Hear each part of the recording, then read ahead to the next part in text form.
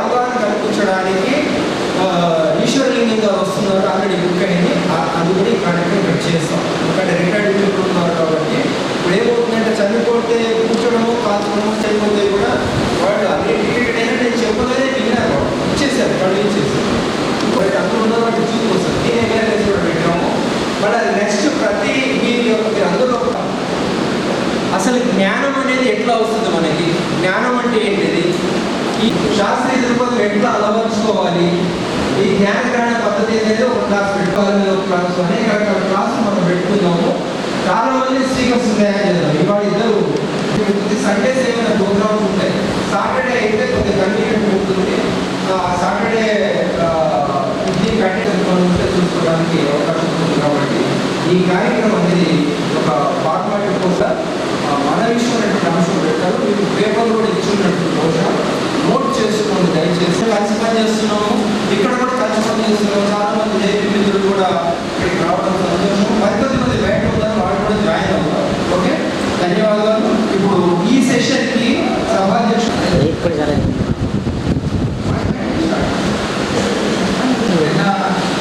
విమాన ప్రమాదాల్లో చాలా మంది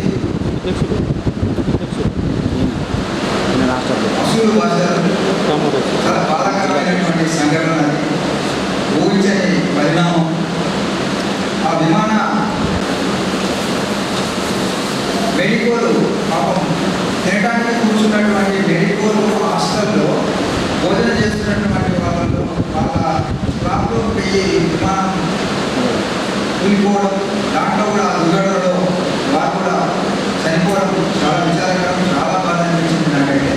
ఇలాంటి అన్సెక్యూరిటీ అంటే అభద్రతమైనటువంటి పర్యవేక్షణ లేకుండా చాలా సంఘటనలు జరుగుతున్నాయి.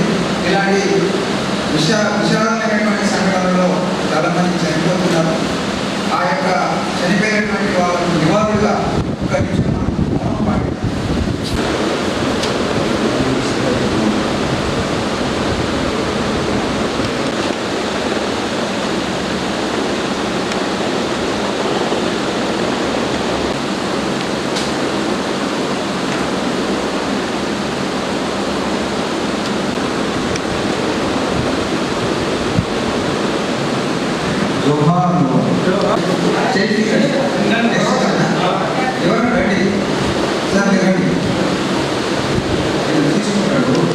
మీ అందరికీ తెలిసినటువంటి జన విజ్ఞాన వేదిక సంస్థ గురించి ఒక 2 విషయాలు మాట్లాడడం గురించి మన సురేష్ గారికి ఇస్తాను.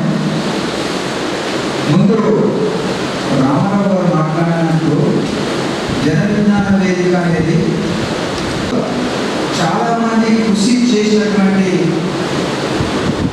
తదనంతరం ఏర్పాటైనటువంటి గొప్ప సంస్థ. శాస్త్రీయ ఆలోచన కోసం, సైన్స్ కోసం. ఇది ఏదో మతం, కులం, ప్రాంతీయ తత్వము లేకపోతే మూడో విశ్వాసాలను ప్రేరేపించి తప్పను నడుపుకోవడానికి ఉన్నటువంటి సంస్థ కాదు మిత్రులారా. ఇది ఒకటి నేను చెప్పదలుచుకున్నాను స్పష్టంగా. ఇది మత ఏ రాజకీయ పార్టీకి అనుబంధం కాదు, ఏ సంస్థకు త్రోవలాగా పని చెయ్యదు. అవి ఏం చెప్తే అది వినే సంస్థ కానిది.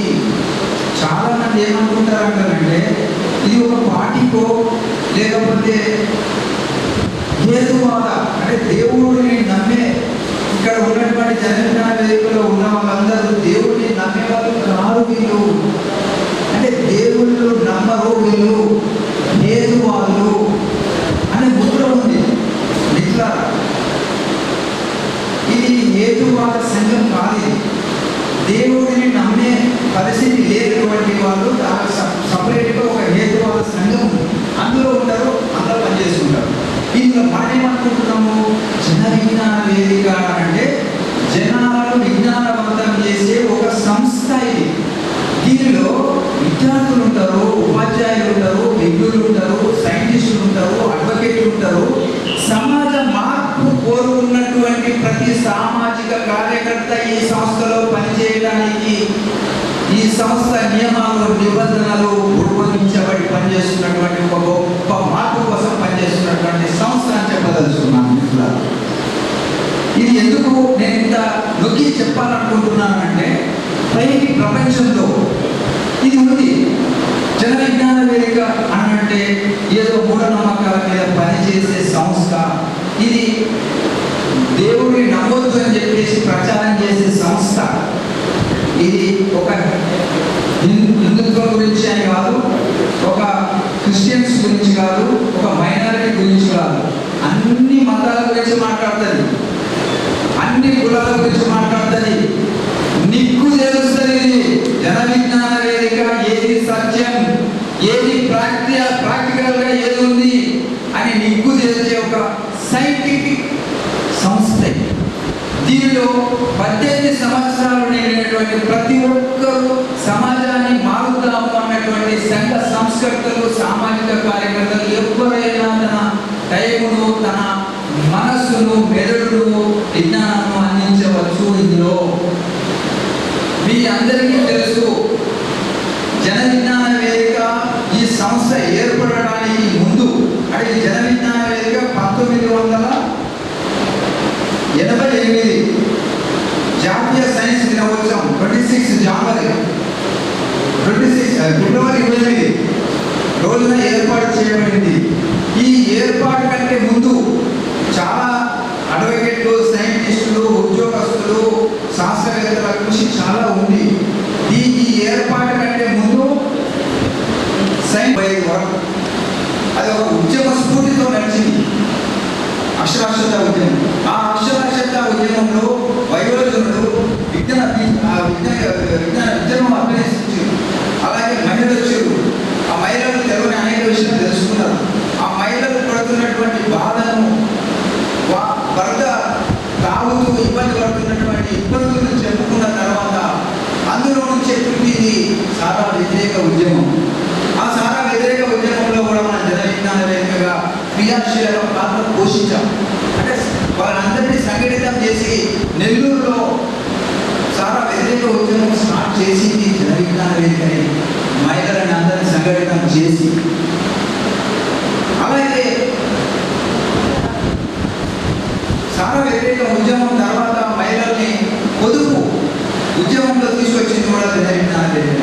మహిళల పట్ల పొదుపు చేసుకుంటే ఏమేమి లాభాలు ఉంటాయి, అందరూ సంఘటితం కావాలి, సామాజిక సాంఘిక అనేక అంశాల పట్ల మహిళా ఎంపవర్మెంట్ అవసరము అని గ్రహించి వాళ్ళని ఎంకరేజ్ చేసింది కూడా జన విజ్ఞాన వేదిక. ఈనాడు పొదుపు సంస్థలు బలంగా ఉన్నాయి.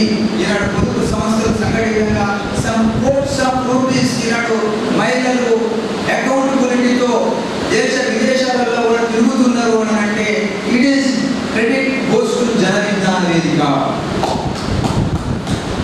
ఇది నేను ఏదో మామూలుగా చెప్పట్లేదు, ప్రాక్టికల్గా చెప్తున్నాను మిత్రులారా. ఆ ఉద్దేశంతోనే, ఆ స్ఫూర్తితోనే చంద్రబాబు నాయుడు జన విజ్ఞాన వేదిక ఆత్మహత్య సంస్థ మిత్రులారా. ఇది చాలా గొప్పైనటువంటి ఒక మంచి సంస్థ, ఒక సమాజ మార్పు కోసం పనిచేస్తున్నటువంటి పెద్ద సంస్థ. దీనికి ఒక చరిత్ర ఉంది. ఆ చరిత్రలో పోతే మనం చెప్పుకుంటే ఒక రోజు కూడా పోతుంది వాస్తవంగా చెప్పాలంటే. అట్లాంటి ఒక ఉద్యమ స్ఫూర్తితో నడుస్తున్నటువంటి సంస్థ.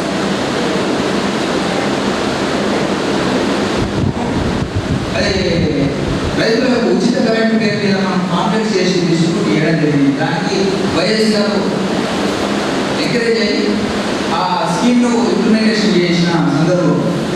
ఇలా అనేక సంస్థలు, అనేక విషయాలు, అంశాలు వాటి జన విజ్ఞాన వేదిక ముందుకెళ్తూ సమాజ మార్పులో క్రియాశీలక పాత్ర పోషిస్తూ విద్యార్థుల్లో శాస్త్రీయ దృక్పథాన్ని, ఓ శాస్త్రీయ ఆలోచనను నింపాలా.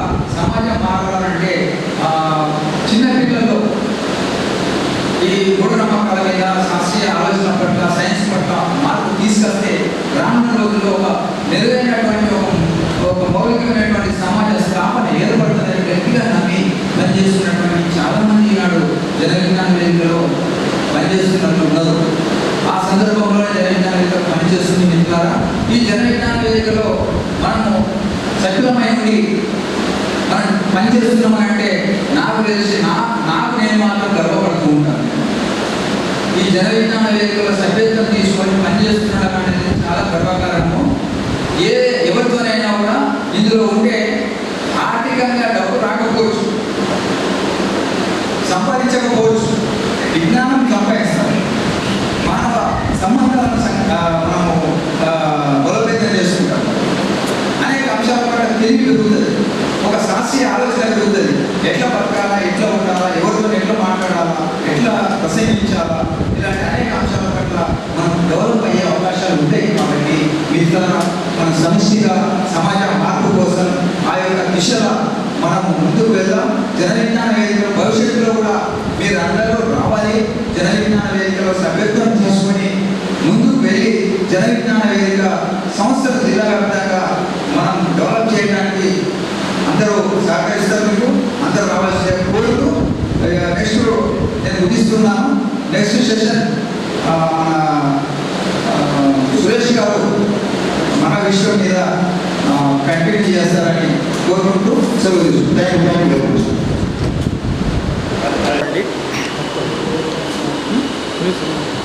ప్రపంచంలో జీడిపిలో అమెరికా ప్రథమ స్థానంలో ఉంది, $27 ట్రిలియన్. రెండవ స్థానంలో చైనా సుమారు $19 ట్రిలియన్. ఆ తర్వాత జర్మనీ, జపాన్ 5వ ప్లేస్ లోపల భారతదేశము $3.7 ట్రిలియన్. చైనా 2వ ప్లేస్లో వచ్చినటువంటి దానికి స్వాతంత్రం 1949లో వచ్చింది. భారతదేశానికి స్వాతంత్రం 1947లో వచ్చింది. మనం $3.7 ట్రిలియన్ దగ్గర ఎందుకున్నాము, వాళ్ళు 17 లేదా 19 ట్రిలియన్ దగ్గరికి ఎందుకు వెళ్ళారు? ఇవాళ సైన్స్ అండ్ టెక్నాలజీలో అత్యద్భుతమైనటువంటి లీప్స్ ఎందుకు అక్కడ జరుగుతున్నాయి, మనకెందుకు రావడం లేదు అని అంటే బేసిక్గా మనకి శాస్త్ర విజ్ఞానానికి సంబంధించినటువంటి అనేక కోర్సులు ఉన్నాయి, బీటెక్లు ఉన్నాయి, ఐఐటీలు ఉన్నాయి. కానీ శాస్త్రీయ దృక్పథం నేర్పించేటటువంటి విద్యా విధానం టోటల్గా భారతదేశంలో నిర్లక్ష్యం చేయబడింది. దానికి అనేక ఉదాహరణలు. సైన్స్ కాంగ్రెస్ లోపలికి వెళ్ళి ఈవెన్ మొన్న ఇస్రో చైర్మన్ కూడా, ప్రజెంట్ ఉన్నటువంటి ఇస్రో చైర్మన్ కూడా వెళ్ళి మొత్తం విజ్ఞానం అంతా వేదాల్లో ఉందని చెప్పేటటువంటి దారుణమైన పరిస్థితి ఉంది. విజ్ఞానము వేదాల్లో ఉందా, ఇంకో దాంట్లో ఉందంటే అభ్యంతరం ఏమి లేదు. అది ఏదుందో బయట పెట్టడానికి మాత్రం ఎవరూ రారు. అంటే వెనుకకు తీసుకుపోయేటటువంటి ప్రయత్నం అనేది ప్రతి దగ్గర కూడా జరుగుతుంది అని అంటే రేషనల్ థింకింగు, క్వశ్చనింగ్ నేచరు, హేతువాద దృక్పథం అనేది పాఠ్యాంశాల్లో లేకపోవడం అనేది చాలా దౌర్భాగ్యమైన పరిస్థితి వలనే ఇవాళ చదువరులు చాలా మట్టికి చాలామంది, మీరు ఉద్యోగాల్లో ఉన్నటువంటి వాళ్ళని తీసుకోండి, బాగా చదువుకున్న వాళ్ళ లోపల మౌఢ్యాలు విపరీతంగా ఉన్నాయి. ఎందుకున్నాయి అని అంటే మన సైన్స్ ఉంది, సైన్స్ ఒక్కటే దాటిని తొలగించలేదు. సైన్స్ బోధించినటువంటి వ్యక్తి కూడా ఇంటికి పోయి ఈరోజు గ్రహణము, నేను అన్నం తినను, నేను వంట చేయనని చెప్పి మహిళ, అన్నం తినకూడదని చెప్పేసి భర్త, వీళ్ళిద్దరు ఎంప్లాయీస్, వీళ్ళిద్దరు టీచర్స్ కూడా అయి ఉండొచ్చు, అయ్యే పాఠాలు చెప్పొస్తారు, గ్రహణానికి రీజన్స్ ఏంటో చెప్తారు. కానీ ఇక్కడ వచ్చి మాత్రం మౌఢ్యాలు పాటిస్తారు. అనేక రకాలైనటువంటి మౌఢ్యాలు అనేటువంటి ఉన్నదానికి కారణం ఏంటంటే వాటిని తొలగించాలి అని అంటే శాస్త్రీయ విద్యా విధానం రావాలి, ప్రజల్లో శాస్త్రీయ దృక్పథం పెరగాలి అన్న ఉద్దేశంతో జన విజ్ఞాన వేదిక పౌరుల లోపల, విద్యావంతుల లోపల, విద్యార్థుల లోపల ఈ శాస్త్రీయ దృక్పథం అవగాహన కల్పించే పలు అంశాలని ఇటువంటి తరగతుల్ని నిర్వహిస్తున్నాం. అందులో భాగంగానే మొన్న 17, 18 వనపర్తిలో నిర్వహించాము రాష్ట్ర స్థాయి తరగతులు. అనుబంధంగా ప్రతి జిల్లాలో కూడా నిర్వహిస్తూ ఉన్నాం. ఈరోజు ఇక్కడ మన విశ్వము, సాయంత్రము భారత రాజ్యాంగము, ఎటువంటి ఉల్లంఘనలు జరుగుతున్నాయి, బేసిక్ స్ట్రక్చర్ ఆఫ్ కాన్స్టిట్యూషన్ అంటే ఏంటిది, ఇందులో ఉన్నటువంటి ప్రాథమిక హక్కులు, ఆదేశిక సూత్రాలు, వీటి మధ్య ఉన్నటువంటి పొంతన, ప్రభుత్వం ఏం చేయాలి, ఈ భారతదేశంలో సుప్రీం అనేది ఏంటిది, ఇటువంటి పలు అంశాలు ఇక్కడికి వచ్చినటువంటి మిత్రులందరికీ కూడా, అందరు విఘ్నులు వచ్చారు, డిఫరెంట్ ఆర్గనైజేషన్స్ వచ్చారు, వీళ్ళందరూ కూడా ఇంటరాక్ట్ అయ్యి తిరిగి మళ్ళీ వాళ్ళ ఆర్గనైజేషన్స్ లోపల ఈ క్లాసులు నిర్వహించుకోవడం వల్ల ఈ సమాజాన్ని చైతన్యవంతం చేయడానికి జన విజ్ఞానిక తన వంతు పాత్ర పోషిస్తుంది. దీనికి సహకరిస్తున్నటువంటి మీడియా మిత్రులకి, విఘ్నులకి అందరికీ కూడా ధన్యవాదాలు తెలియజేస్తా ఉన్నాను. నేనే క్లాసులు తయారు చేసుకుంటాను, అది నాకు అలవాటు. మా స్కూళ్ళలో కూడా మా పుస్తకాల్లో ఉండేటువంటి ఇన్ఫర్మేషన్ని నేనే క్లాసెస్ పీపీటీస్ రూపంలో తయారు చేసుకుని పిల్లలకు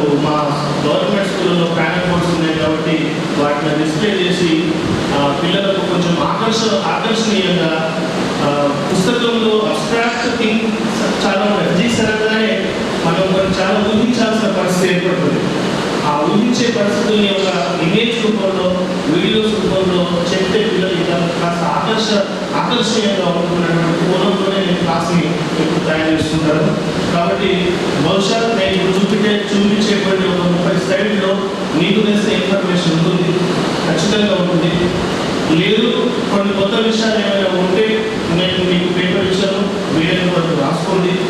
అలాగే మీకు ఏమైనా ప్రశ్నలు వస్తే, అంటే సాధారణ ఇంతకుముందు చెప్పారు, it is not lecture maker, ఇది నేను చెప్తే మీరు వినాలా అన్నది కంపల్సరీ కాదు. మీకు ఏమైనా సందేహాలు వస్తే మీరు మధ్యలో అడగచ్చు, లేదంటే మీ పేపర్ మీద, మీకు ఇచ్చిన పేపర్ మీద చివరి అడగాలన్నా కూడా క్వశ్చన్ అడగాలి. ఇక్కడ మా డిస్ట్రిక్ట్ సైన్స్ ఆఫీసర్ గారు కూడా ఉన్నారు కాబట్టి వారైనా సరే మీ సందేహం అయ్యేటువంటి అవకాశం ఉంటుంది. అయితే సైన్స్కి నిజాయితీ ఉంటుంది.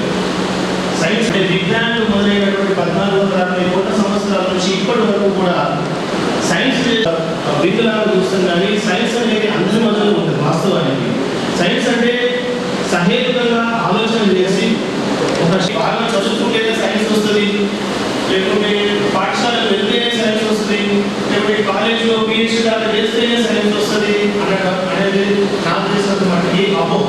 ఎందుకంటే పొలంలో పనిచేసే వాళ్ళకి కూడా ఆ శాస్త్రీయ దృక్పథం ఉంటుంది. ఎవరు కూడా ఏ స్కూల్ వెళ్ళాల్సిన పడలేదు, వాళ్ళు శాస్త్రీయంగానే ఆలోచిస్తారు. ఇండస్ట్రీలో వర్క్ చేసిన కూలీలు కూడా శాస్త్రీయంగానే ఆలోచిస్తూ ఉంటారు. చాలా మటుకి అలా శాస్త్రీయ దృక్పథం ఉంటుంది. కాబట్టి చదువు